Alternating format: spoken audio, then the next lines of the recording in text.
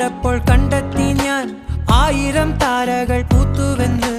പിന്നെയും പിന്നെയും കണ്ട നേരം പുഞ്ചിരി പൂത്തുലഞ്ഞു.